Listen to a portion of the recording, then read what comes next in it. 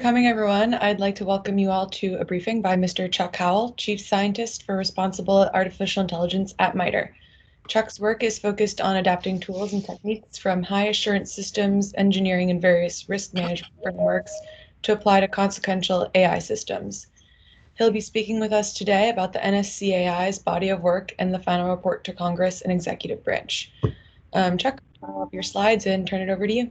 Great, thanks very much. And it's perfect timing. I literally just jumped off. Some of you may have been on it, the live stream. The commission just approved unanimously the final report, so it's being delivered to Congress and the White House, I guess, as we speak. So I wanted to just try and give a quick overview of a lot of the content that's specifically relevant to the TEM that's coming up for the next several days. And one quick observation, the timing is a little odd. The slides were prepared prior to the release of the final report, but now, of course, it has been released. So there are a couple of places where the terms will be released or something like that. So why don't I just go ahead? Next slide, please. And so I just wanted to give a little context for just to clarify what I am and am not representing. I have been supporting pretty actively the commission since September of last year, 2 years ago now, primarily supporting the responsible AI and ethics line of effort led by Jessica Young. But one of the really pleasant aspects of the commission is that the different lines of effort were very collegial, open, flexible, and so there was a lot of opportunity for everybody to engage on a number of different lines of effort and cross-cutting topics. The point I do want to make, though, it's been a privilege to support the commission. It's been a great activity. I'm not a commissioner, I'm not government staff, and so I don't speak for the commission, obviously. I'm just providing my personal observations based on being involved with the development of the final interim reports and the final report over the last year plus. The content that I'll show, if it's got a commission logo on it, that's publicly available on the commission site. And I'll talk a little more about some of the resources that are available on the commission site in just a second. So next slide, please. Thanks. So I just to orient, I definitely, number 3 is kind of a priority. I think there's nothing worse than getting just 55 minutes of fire hose of way too much content to try and stuff into an hour. So I'm going to keep this at a fairly high level, try to give just a quick background and context for the overall report and commission, and then drill down on some aspects of the final report and associated documents that are, I think, relevant to the policy and ethics of intelligent autonomous systems. But I definitely want to leave some time for Q&A. So I won't try to give you a Reader's Digest abbreviated version of all of the report, which would be impossible. It's, I think, 975 pages plus some additional documents on the website. So next slide, please. Just a really quick orientation. A lot of people, are aware of the commission, but I suspect haven't really been deeply following it. It was commissioned by Congress in 2019's National Defense Authorization Act. You can see a little bit of the language there. There's more details in terms of specific topics to address. The 15 commissioners were they were all appointed either by Congress or by the Department of Defense, and they represent a pretty broad range of industry, academia, government, former government, et cetera. I think probably everybody will recognize a number of the names there. So that's part of it's just been a privilege to watch them work and to engage with them. I think it's important to note that there were a lot of really good, candid discussions / debates among the commissioners throughout the last 2 years, and that this final report does indeed reflect consensus. That was all 15 commissioners signed off on their final report. the lines of effort that I mentioned earlier, you can see off to the right. That was just a obvious way to sort of separate concerns so that people could go focus on different aspects. But again, throughout the development of the report, those lines of effort were very collegial and stayed in touch. And in fact, there was a lot of cross-pollination with people being, both staff and commissioners being on multiple lines of effort. And you'll see not a one-to-one correspondence between the lines of effort and the chapters in the final report, but there is sort of a clear lineage. So you can see the 6 lines of effort. To some degree, many of them, certainly many of them address concerns and opportunities about autonomous systems. Some more closely align with the notion of the policy and ethics and responsible adoption than others. I will touch briefly on some of the chapters that the lines of effort produced. Final report is now available on the website along with a bunch of other information, which I'll give you a description of and just on the next slide, I think. So next slide, please. Thanks. The final report is divided into 2 major sections. It's the first part is really sort of, well, you can read the title, but the first part is really about addressing near-term challenges and clear needs.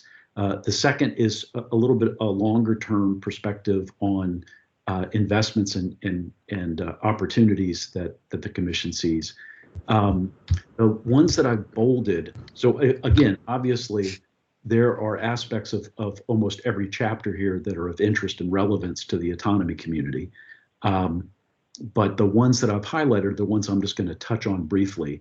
The Commission did address autonomous weapon systems. Chapter 7, establishing justified confidence in AI systems, is the one I'll spend the most time on. It's the one that's most directly related to the focus of the TEM, and it was the product of the responsible AI and ethics line of effort. Chapter 8 I'll touch on a little more briefly, but it also was the product of the responsible AI and ethics line of effort, and it does reflect some of the sense of the need to establish and preserve confidence among the American people in the adoption of AI being pursued by the national security community. The other content that's either in the final report or available on the web, in addition to those 16 chapters, for most of the chapters, there is a second part of the document called Blueprints for Action. And so the chapters in the main document set the context, motivate the findings, and describe recommendations, but they're sort of top-line recommendations. The blueprints go into a lot more detail in terms of specifically how that recommendation would be manifested, what the Commission recommends in terms of who's responsible for what step, what resources would be required, et cetera. Going to another level of granularity, in the appendix, there are, for many of the recommendations, there's actually draft legislative language or draft language for executive orders. It's not expected they'll just be signed and issued, but it is another way to sort of help get things going. If it's easier to start with something and refine it than it is to start from a blank slate. So drafting the legislative language and the executive orders help sort of shape the recommendations. The key considerations I bolded, because I do want to talk about them for a moment, that also was a product of the responsible AI and ethics line of effort. And it really, I'll talk more about it next, but it in the report, there's an abridged version because it's a pretty lengthy document in and of itself. On the website, there is the full unabridged key considerations document, and it contains a number of recommendations, references, et cetera. So next slide, please. So the key considerations, as I said, they really were, there's a focus that going throughout the Commission report on well, two things that are relevant, I think, to the TEM. The first is, unlike some instances where the notions of responsible adoption and sustained confidence and support by the American people, et cetera, is sort of tacked on as an afterthought, or yeah, we ought to also, of course, this is important.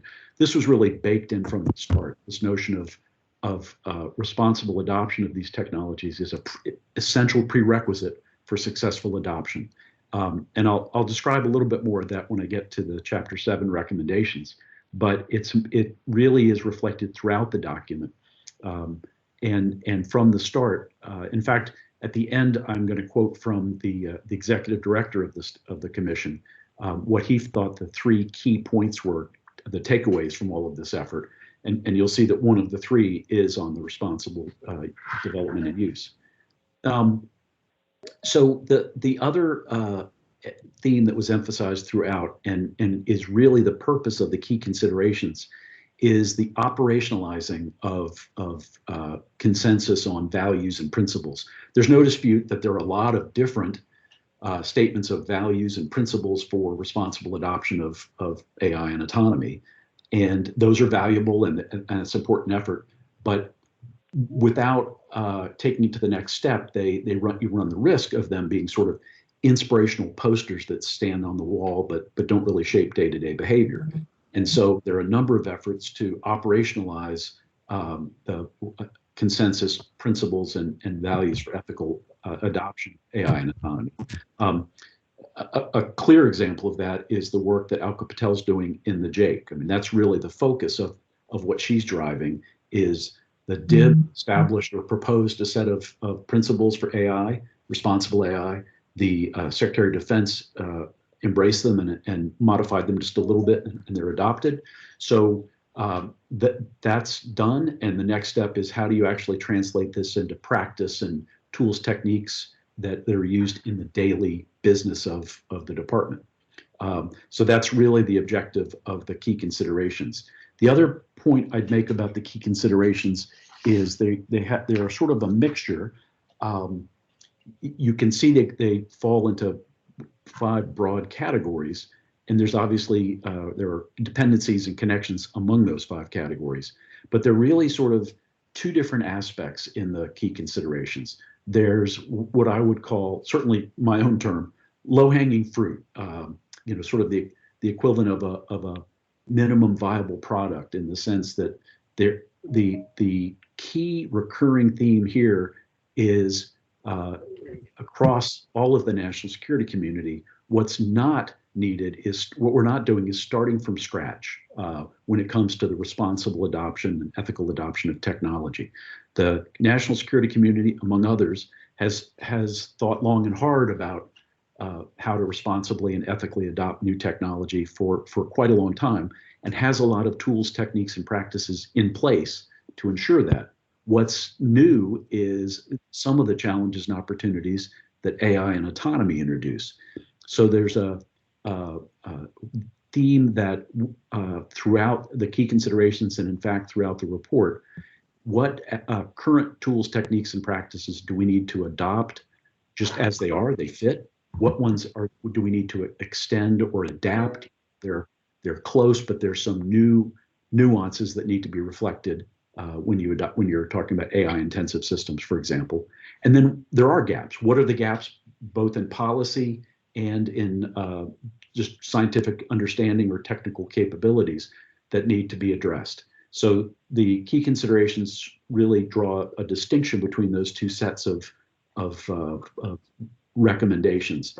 And the last point I'll make about the key considerations, I really think it's a real source of input for discussions about responsible adoption of AI and autonomy. But I'd also say it's intended to not be, written on a tablet and for all time. It's clearly a snapshot. It's a best effort, and it can be improved. And also, it's a rapidly evolving technology, obviously, so it will need to be updated. The exact mechanism of that update is still under discussion. But as you have observations, comments, feedback on the key considerations and what's worked, what hasn't worked, what you thought should be there that isn't, what you think is superfluous. Please do provide feedback to the commission. On the website, there's a link to an email address for any, just in general, any comments about the report or anything the commission's doing. And so there are the other thing that's potentially of value in the key considerations is it is liberally, heavily referenced and footnoted. So there is a lot of additional content that may be of interest. Moving on to the next slide, if we could. Thanks. So it's a tricky business, as many of the folks on this call know better than I do, to touch on the whole notion of autonomous weapon systems. It is such a third rail and draws such passionate attention and engagement on every side. It is, though, clearly part of the discussion talking about responsible and ethical adoption and use of AI and autonomous systems. You can read, again, I'm not going to try and do like a Reader's Digest abbreviated version of whole chapters of the report. The couple of points I would just like to draw your attention to for when you look at this later or if you have questions. One is that an aspect that's often overlooked in the adoption of various degrees of autonomy in weapon systems is the escalation risk. And so there is a good discussion about and some recommendations about how to ensure that our and others' adoption of autonomy in various kinds of weapon systems or command and control systems, et cetera, doesn't inadvertently lower the threshold for escalation or inadvertently trigger escalation. But the other point I'd make is, again, this isn't as if this is the first time that the national security community has thought about this. The U.S. has a clear policy right now. There's a lot of language in several different chapters in the report that talk about how fundamentally nothing has changed in terms of the reliance on human judgment and accountability. And so the observation is made in the report that there's a hypothesis, as Secretary Work has said, there's a hypothesis that the use of these technologies could actually reduce collateral damage, increase precision, and make it a more responsible, more precision use of lethal force, for example. That is a hypothesis. That's not an assertion. So the recommendation is we need to very carefully and intentionally proceed with exploring this and seeing what the boundary conditions are. But it's always under the very clear guidance and constraints that are in place now in the U.S. national security community around the use of autonomy in weapon systems. And the other observation, which I think is sort of conventional wisdom but worth noting, there is a discussion in the report that while there's a lot of attention being paid and a lot of discussion about restrictions and constraints and the reliance on human judgment and accountability, it's, to say the least, not obvious that all other countries are view themselves as constrained by the same guidance. So that sort of asymmetry presents both a challenge and an opportunity. And I'll talk about some other aspects of that in just a second when we talk about chapter 7 and 8. So I will move on, I think you will see.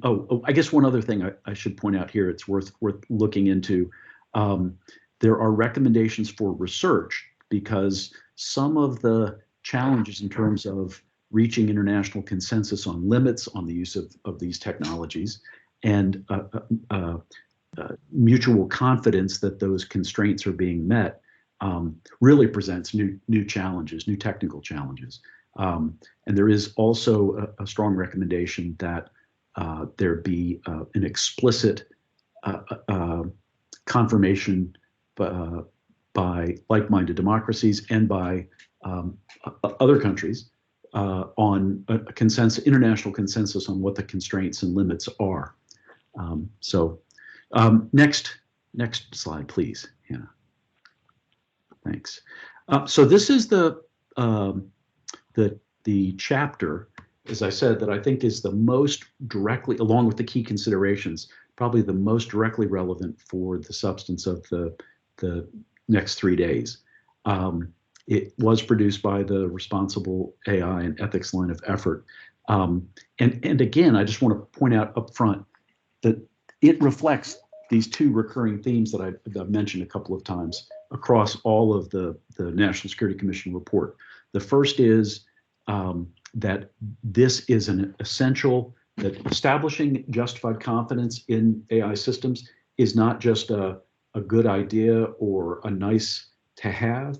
It's a fundamental enabler for the adoption of really consequential AI in the national security community. There's a great observation in the report that if these systems, as they're being adopted by the national security community, if they don't work as designed or they work in unpredictable ways that have significant negative consequences, leaders won't adopt them, operators won't use them, Congress won't fund them, and the American people will not support them. And so, as it has in the past with other technologies, the national security community has to balance the aggressive and rapid adoption of new technologies with the sort of intentional control and understanding of its limits and keeping it under control and establishing justified confidence. And so a lot of the specific recommendations and findings in this chapter get to different aspects of how, not just how does a developer do a better job of building a reliable or predictable system that's AI enabled, but how does an objective third party reach a decision that it is not irresponsible to deploy this system. And there's a discussion in the report that essentially, as with everything else, all engineering is trade-offs, and all adoption of technology in high-risk, high-consequence environments, such as the national security community, really are about risk trade-offs and accepting acceptable risk and deciding how much risk is acceptable and deciding whether or not that threshold has been met. And the obvious observation that a lot of these recommendations support is those decisions on risk acceptance and various trade-offs are always made if you build and deploy a system. It's better if they're made explicitly and deliberately rather than implicitly and ad hoc, sort of as you go. And so a lot of the recommendations have to do with making transparent and visible various trade-off decisions, making them better and making them accessible to various decision makers. I'll just drill down on a couple. Again, there's a lot of content there, and I think it's one of the chapters that would be really good to take a look at. But on the robust and reliable AI, there is a strong observation, and again, obvious, but worth noting, and there's some recommendations that tie to it. When you're talking about responsibly adopting AI in national security community contexts, no matter how carefully it's been designed, no matter how carefully it's been built and tested and monitored, if a consequential AI system can be hacked, can be confounded, can be confused, or otherwise attacked by adversarial techniques, it's not responsible to use it. All of your confidence in its behavior obviously goes out the window. So there's a strong thread on focusing federal research on better ways to address adversarial AI, as well as just the general robustness, unintentional errors. And there's a recommendation about a standing red team to really bring skills to the ability to challenge these systems as they evolve. Another theme that shows up throughout Chapter 7, and in fact in some of the other chapters as well, is the notion that this is intrinsically multidisciplinary. And so it's one thing to observe that, it's another thing to adequately resource it and really provide the necessary domain expertise across a number of different disciplines. So there's some recommendations that talk about the need to convene and resource and make use of multidisciplinary teams and various subject matter experts to help support this risk trade-off that I was talking about, and to help make those risk trade-off decisions more comprehensive, more transparent, and easier to repeat. The other point, I doing what I did want to do. I'm starting to drill down too deep, but this is a pretty rich chapter, probably because I'm biased. But the other thing I guess I'd point out that's I think is particularly relevant to the discussions for the next 3 days is under the human AI interaction and teaming.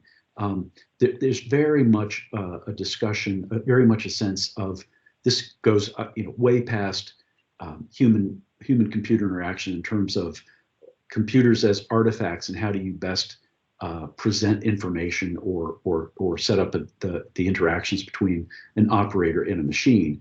This is really looking at what roles should humans take on, what roles should machines take on, how do you establish a much more fluid teaming arrangement among various machines, systems, AI systems, and humans. And there are some really serious open questions, some research challenges around that. We're really sort of in the early days of understanding exactly what that means and how to best shape it for confidence and also for maximum effectiveness.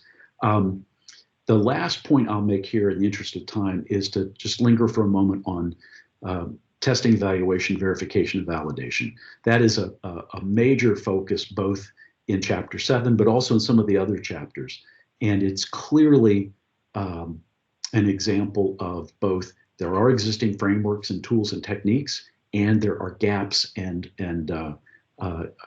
areas where both resources and policy on the one hand, and just basic research and S&T investment on the other are needed.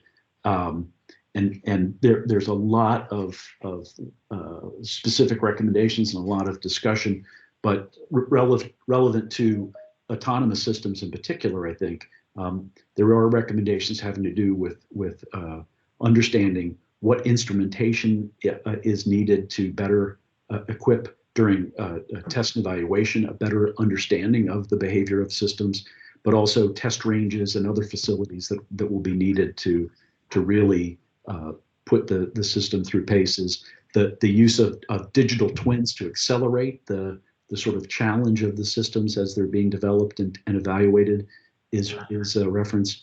And one point that I think hasn't gotten a lot of attention recently, that's called out, is the notion of, once we get past, or as we are getting past collectively as a community, developing individual sort of proof of concept systems that then become really consequential systems. They're deployed, they're operational, they're working on really high consequence, working in high consequence environments.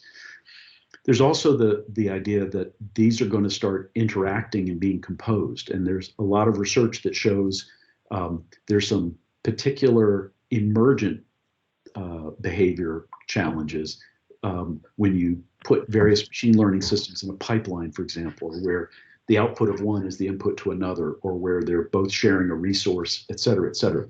So without diving into more detail, the idea of both during ConOps development, during design and development, and during testing, and then monitoring during deployment, that the additional challenges of emergent behavior as multiple different AI systems or autonomous systems are composed or interacting. I'll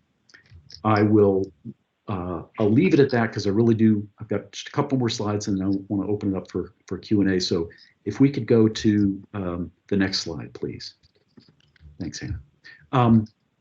I'll try to be briefer on this. Obviously, this is in particular the primary focus of this chapter was on domestic law enforcement and border security, et cetera.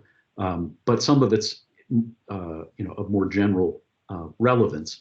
And again, it really has to do with the notion that there are clear advantages and benefits to the national security, including Homeland Security, law enforcement, to the adoption of some of these emerging technologies. And it's already been demonstrated, and it's there are more clear opportunities probably every day. But public trust in the U.S. in the use of those technologies will hinge on justified assurance about compliance with privacy, civil liberties, and civil rights. The report does not suggest, tries, I think, in the language in Chapter 8 and the blueprints, the report tries to be clear that what's not being recommended is some expansion or novel approaches to privacy, civil rights, and civil liberties because AI is being adopted. It's that the existing privacy, civil rights, and civil liberties assumptions that Americans enjoy can't be eroded or constrained by a decision to use AI in a particular tool or particular process. So a lot of the discussion is just how do you establish that confidence, and how do you make sure it's being adhered to. And then there's a strong emphasis. There's actually an emphasis in Chapter 7 as well, but strong emphasis in this chapter on the role of audit and oversight to sort of preserve that confidence, and also to help just establish guardrails and guardrails and oversight. And again, there are existing frameworks in place. There are IGs and there's a GAO and the Office of General Counsel and the Civil Liberties and Privacy's Office, the PCLOB. All of them are in place. None of them are starting from zero, but there are specific challenges that the adoption of AI and autonomy introduced to the roles and the techniques that oversight and audit use. So there's an emphasis there. I will, I guess, try to wrap this up. So just if you could go to the next slide, thanks. Just a quick comment as it relates to the recommendations about research. I think one of the things in the draft report that got some attention in the press, the final report recommends a doubling every year in non-defense AI, plus some substantial increases in defense research until it gets to that point, $32 billion per year by 2026. It calls out some specific areas for emphasis where the rest of the report has identified specific S&T gaps or engineering capabilities that need to be developed and refined. This was a subset just selected by me, but some of the topics that seem particularly relevant to adoption of autonomy in general, and the sort of responsible and ethical adoption of autonomy in particular. I've already mentioned test evaluation, verification, and validation. Some of the topics around robust and resilient AI. Again, there are a lot of gaps in our ability to have sort of decision procedures about how complex multi-agent interactions will work and how to bound that. There's some ongoing work that's needed in just what's the most effective, efficient, and comprehensive way to help inform those decision makers about the risk that's being undertaken if a system is adopted and deployed. And then, as I've mentioned, the human AI interaction and teaming, there's a lot of science and engineering still to be done there. So those research areas are broader than just national security community adoption, but they definitely are a rising tide that would lift all of those boats. So next slide, please. I'm trying to bring it to a merciful close so we can have some discussion.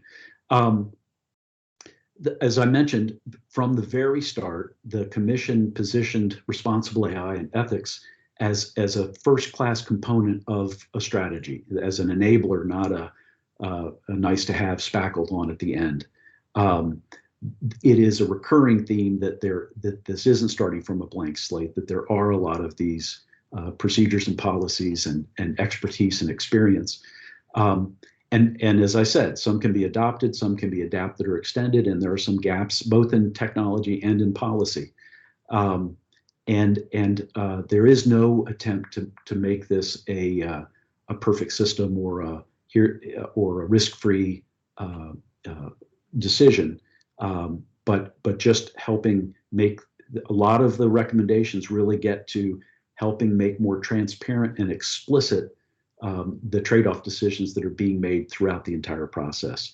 The commission website really does have a lot. It's got the final report, and it's also got the full key considerations, as I mentioned. But all of the plenary sessions were recorded, so there are videos of those if you want to hear, for example, the various commissioners give their high-level overview of various topics during the development of the final report. There are a number of podcasts with various commissioners on different topics over the last 18 months or 2 years. So you see, in some sense, the evolution of focus, and you see some of the early areas of consensus that sort of shaped the final report. So I really think that's worth spending some time on. And then last slide, please. So I mentioned this. This is from the letter of the executive director in the report, and he actually reiterated these points today. And it's worth noting, I think, just because it reinforces what I was talking about earlier about the first-class role of responsibility and responsible AI. You can read these faster than I can, but I don't think there's any dispute in any of these three, but they really are the fundamental points that come through over and over again in the report. That this is enormously powerful technology, both for like-minded democracies and also for techno-authoritarian uses. So it's a the cliche two-edged sword, and there's a lot of attention paid to that and sort of teasing apart what that means in the report.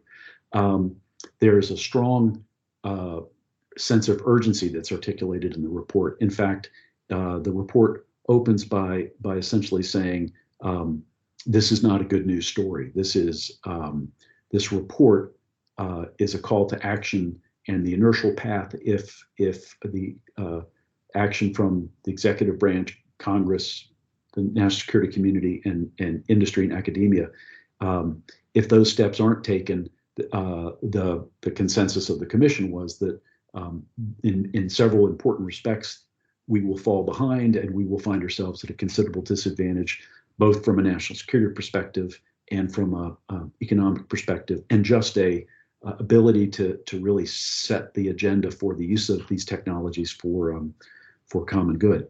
And so, again, this notion of like-minded democracies and concerns about justified confidence and oversight and audit go throughout the entire report. So last slide. Thank you, and questions, please. And Hannah, I don't know how you want. I'm happy to just look. There are a whole bunch of texts I now see. Hand up. Sorry? Fred Schultz has his hand up. Do you want to go ahead, Fred?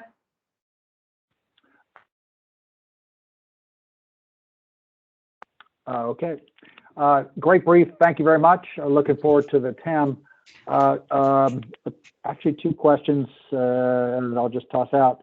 One is, I am one of the autonomy project leads at OSD, and I have a bullet in all of my briefs that says, if you give me $1, be sure and give $2 to the Cyber Protect teams that are out there turning that around. Does the report make recommendations for investment in Cyber Protect as an explicit item, or is it wrapped into the responsible implementation of AI?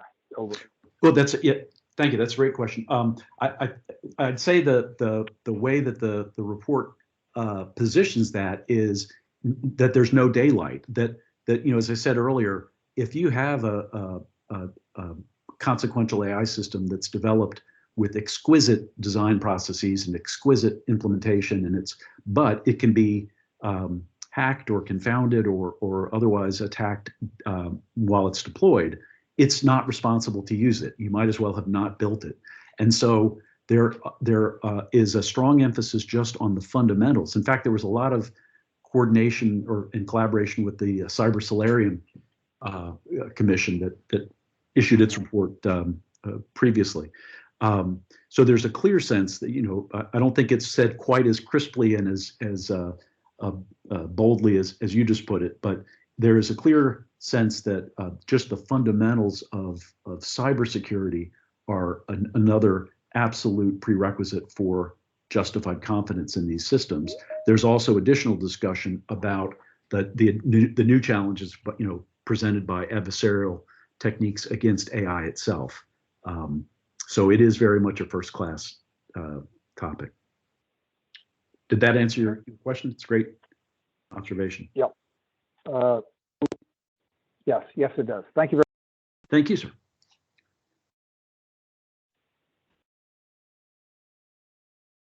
Hannah, I'll let you drive which question. I see like a million questions, so I'll defer to you in terms of. If no one else has their hand up, we can just go to the questions in the chat. Sure. Okay. Let me try not to.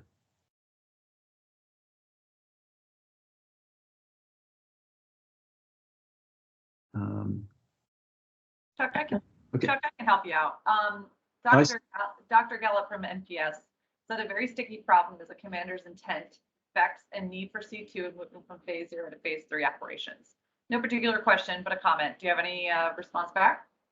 Yeah, so that's a great point, and that gets to something that was certainly discussed. I don't know if it's explicitly described in the final report, but there's the ability, there's the risk of sort of sweeping what is a really complex hard challenge that we don't know how to do under the rug with just some suitcase words. And so it's one thing to say on a PowerPoint slide that these autonomous systems or AI intensive systems should be constrained by commander's intent.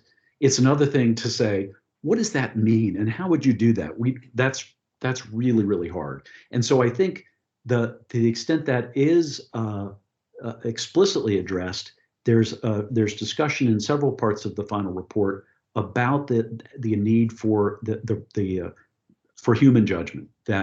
And so I think the idea that at least right now there isn't the ability to really assume that an AI intensive system can really reprioritize goals and shape things through the lens of commander's intent, et cetera.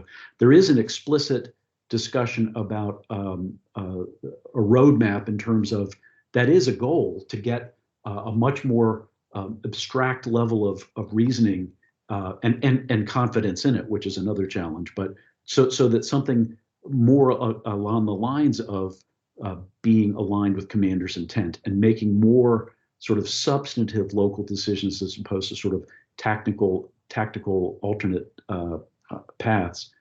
That is addressed as a future state, but it's easy to say and incredibly hard to do, and I think not something that's an area of a lot of research. So that's a great question. Thank you. So let's see. Mr. Pham has his hand up, or Ms. Pham? Okay. Yeah, hi. Hey, Chuck. Hey. Great briefing. And Thank you. I'm just curious to see the subset of topics that you selected. Perhaps you can elaborate a little bit further on that. Oh, you mean from the entire report, what I picked? Yes. Oh, sure. Well, it's very idiosyncratic and filtered. The report writ large covers an amazingly broad number of different topics, including everything from protection of research and intellectual property to international alliances and the education, both of building a pipeline, changing the incentive structure in the national security community for attracting and retaining technical talent, et cetera, et cetera. So there are a lot of topics that are very, very important that I thought didn't directly touch on the discussion of policy and ethics with respect to autonomous systems and AI-enabled systems. So my filter was, of all the different chapters and all the different topics discussed, what's a subset that I would really recommend people take a look at first, and my lens of what was relevant to a discussion about ethics and principles around autonomy. Did that? Yes, thank you. You bet. It's nice to see you, or virtually see you. All right, I don't see any hands up, so I'll.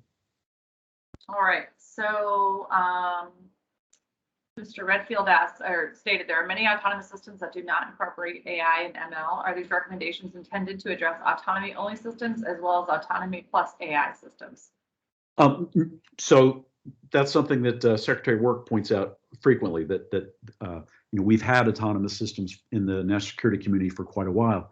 I'd say that the focus for this report is on AI-enabled autonomous systems, and in fact, I'd say the one of the observations in Chapter 4 is just that. We have frameworks in place for ensuring accountability and human judgment in autonomous but not artificially intelligent systems, and so the challenge and the question and the opportunity is, how do we preserve that in the face of delegating increasing decision making to an autonomous system, for example? So it's a good question. So I see something from Dr. Gallup. A problem with requisite variety. System will be one step behind.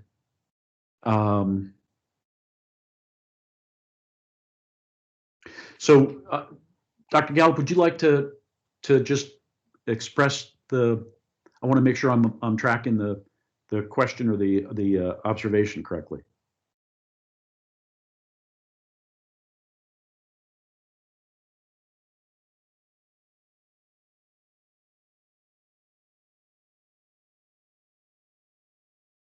This is why no one lets me pick things. I spot quizzes. Oh, there's a hand up. Yeah, it's Peter Schwartz. Hey, Chuck. Hey, Pete. Really appreciate the briefing today.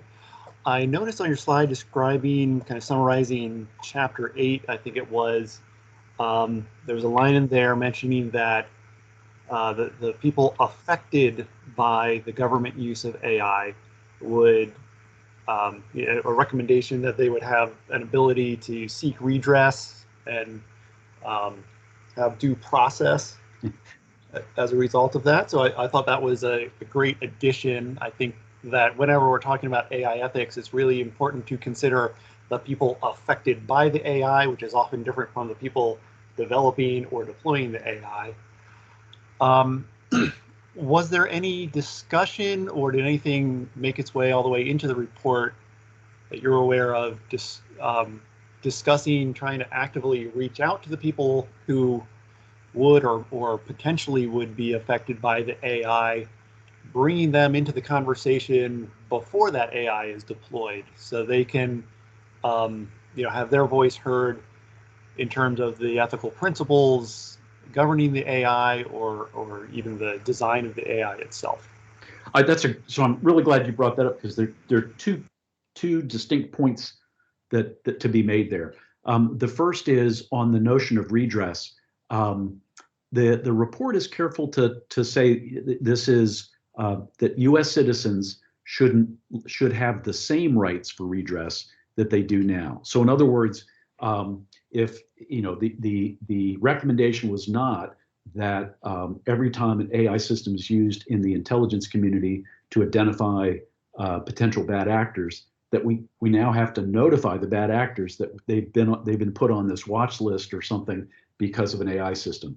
It's meant that so a perfect example is right now, if you are put on the no-fly list, you aren't notified that you're put on the no-fly list. But if you go to fly and you can't, you have the opportunity to find out why and to at least request redress. So the notion very clearly for the redress was, it can't be the case that if a system that affects U.S. citizens is using AI in some sense, that erodes or in any way constrains the existing rights of redress. On the other part of it, though, there is a great deal of very explicit discussion in the report and the key considerations, and that there is no way to really get to a responsible deployment without engaging stakeholders from the start. And there's some discussion even about what that means, a pretty broad definition of stakeholders to include, where appropriate, people affected by it, the operators, et cetera. That's another example of a number of different communities have to be at the table, and a number of different disciplines have to be brought in. And there's some explicit recommendations and the considerations about how to do that, and how important it is to have stakeholders from the start.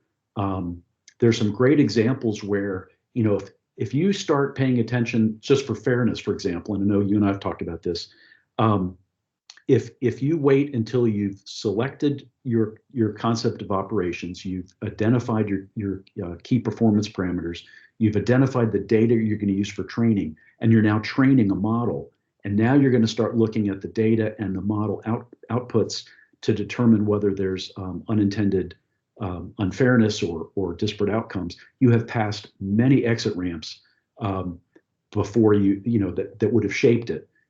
So there are trade-offs at the very start that you can make if you have that informed conversation. So the two are kind of distinct. The idea of redress isn't intended to expand rights, but to preserve, or at a minimum, preserve them. In some cases, the use of AI could definitely enhance the protection of privacy, civil liberties, and civil rights. And there's some discussion about that. But at a minimum, it cannot erode it.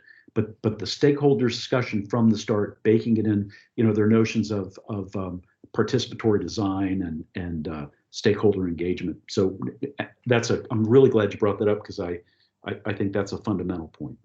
Thanks. That's great, Chuck. Thank you. Thank you. This is Dr. Gallup again. I'm sorry I had to dial in, but if you want to go back to the previous question that you were asking me. Yes, sir. I just I wanted to make sure I was understanding the problem with requisite variety, and am I understanding your second comment was autonomy and AI should take care of the mundane aspects of supporting the warship. The humans are there to fight the ship as the most relevant perceptual and cause and effect machines. So I would say that's clearly consistent with the recommendations of the report as a snapshot in time now, and and I think there's a clear sense of, again, there are a lot of different parts of the key considerations and of some of the recommendations in several chapters that keep coming back to, at the end of the day, someone's going to make a decision about the use of a particular AI-enabled or autonomous system, and they're going to make a trade-off decision based on their understanding of what the potential risks and worst-case behavior are of the system versus what are the benefits. And so a lot of the key considerations and the recommendations in Chapter 7 have to do with just helping that decision be as informed as possible. And so initially, the reality is that the current capabilities of AI and autonomy are more suited for the sort of less abstract, less cognitively challenging aspects, and that's where they should be. There is a great deal of I don't know, I was going to say optimism, but at least hope that through sustained continued investment and rigorous evaluation, that bar can be raised over time. Not talking about general AI, but just incrementally moving the ball down the field in terms of the complexity that we have confidence these systems can handle. But you're right. Yeah. But I think you make your point really, really well, that for right now, paying attention to what humans do well and the machines do well is really important. And ideally that will shift over time, and we'll get better at the mix, not just the sum of the two parts. Right. So there is a principle of emergence or emergent behaviors, and also requisite variety. These two things are related. So if you understand the Conan-Dashby theorem, it basically says a regulator has to have the same degrees of freedom plus one of the thing that's being regulated. And if you think of a navy, in this case, as a regulator of the sea lanes of communications, it has to be able to have the same plus one, and I don't know what the plus one really means, but it has to have greater variety of states than the thing that it's trying to control. And this has been a persistent problem when you look at what AI systems are intended to do, because a human makes a distinction, and those distinctions become part of what is important when you build an AI system. So AI systems aren't grown from nothing. They're grown from a sense of human, a set of human distinctions about what it is that they're trying to do and what they're trying to regulate. And this principle gets lost a lot in what I've read. It may be in your report, I hope so, but it needs to be thought of. I do too. That's a fascinating, rich topic. The only thing I'll just touch on briefly is in the report there is a fair amount of, I would say, humility in terms of explicitly where are we now and where do we need to be in two things. One, really understanding emergence and the consequences of composing systems or interacting systems, and what that means for justified confidence. And then there's a humility in terms of recognizing where are we now versus where do we need to be, understanding how specific AI-enabled or autonomous systems sort of fit into the broader socio-technical environment. And that too, that's intrinsically multidisciplinary. There are some tools and techniques that help, but we are way early days in terms of really having confidence that we understand how a particular artifact is affected by and affects complex socio-technical systems, which all of this is. So both of those are addressed. I don't know if I don't think there's a discussion about the relative degrees of freedom that a controller has to have over the controlled. That's a intriguing way to frame some of it. I'll have to think about that some more, but I don't think that's explicitly in the report. But it's consistent. Yeah. All right. Thanks for the answer. I appreciate it. Yeah, thank you very much. All right, we're just at the end of the hour, so I'm going to wrap it up. Chuck, thank you so much for your time. If you want to stay on the line and answer any additional questions, I'll leave it open to you. Otherwise, if anyone has any questions about the Intelligent Autonomous Systems TEM coming up this week, let me or Ryan Fitzgerald know, and thank you for coming. Yeah, Can you, thank you very much.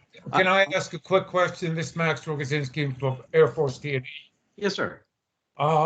I thought I registered a while back. Is there a way to register? Sir, this is Ryan Fitzgerald. I actually just emailed you back. Okay, okay, super. Thank you.